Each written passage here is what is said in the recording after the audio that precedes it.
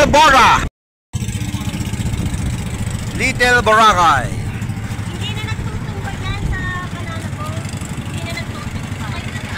Hindi na nagtutumba. Maganda nga. Napakaganda oh. Diba pinagbawal daw yun, yung pagtumba ng banana boat?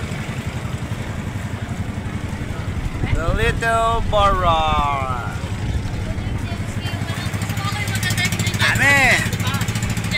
Gusto mo ako magdadrive ng jet ski? Andito po tayo ngayon sa Little Boracay ng